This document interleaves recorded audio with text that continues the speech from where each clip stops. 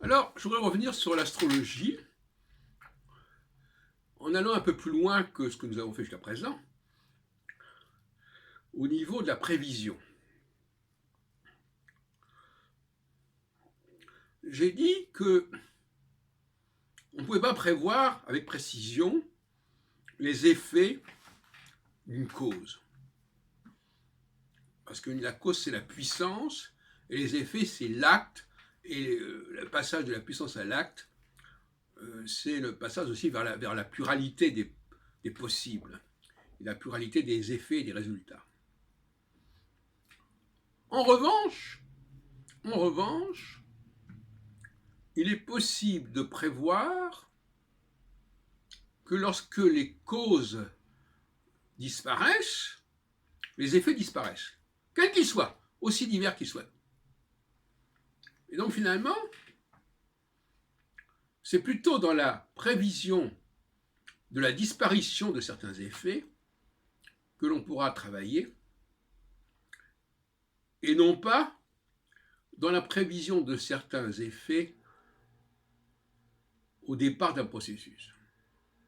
Autrement dit, il me semble qu'il me sera plus possible d'annoncer, par exemple, que tel phénomène généré par telle cause s'estompera,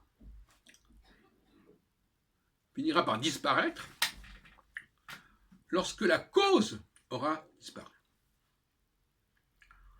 Et comme une cause génère un très grand nombre d'effets très divers, c'est la totalité, l'ensemble de ces effets divers, qui tendra à disparaître dès lors que la cause aura disparu.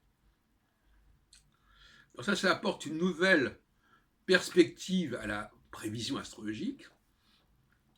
Et quand j'entends actuellement, notamment dans l'air, les observations des uns et des autres sur les gilets jaunes, ce que j'observe, moi, c'est mais quand est-ce que ça va bien finir? Parce qu'au fond, que ça ait commencé, ça a commencé. Mais les gens voudraient bien savoir quand est-ce que ça va finir. Et c'est là que l'astrologie, telle que je la conçois, l'astrologie albronienne, peut jouer son rôle, parce que elle est en mesure de dire quand ça va finir. Elle ne pouvait pas dire que ça allait donner les gilets jaunes. Les gilets jaunes ne sont qu'une variété des possibles liés à cette cause. En revanche, il est possible de dire que lorsque la cause ayant généré toute une série de phénomènes dans l'ensemble de l'humanité, dans l'ensemble de la planète, à un instant T,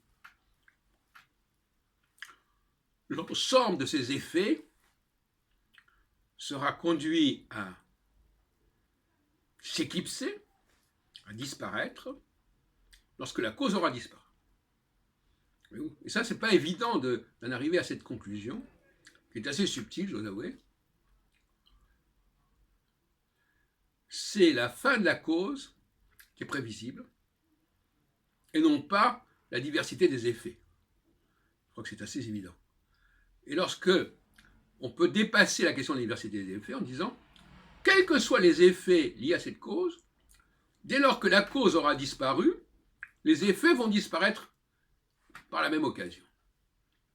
Et ça, c'est très intéressant parce que ça nous renvoie aussi à la problématique classique du centre et de la périphérie. La cause est le centre, les effets sont la périphérie, les effets sont dans la pluralité, dans la diversité. Et lorsque le centre disparaît, s'éteint, eh bien c'est tout ce qui tourne autour du centre qui sera atteint. Merci.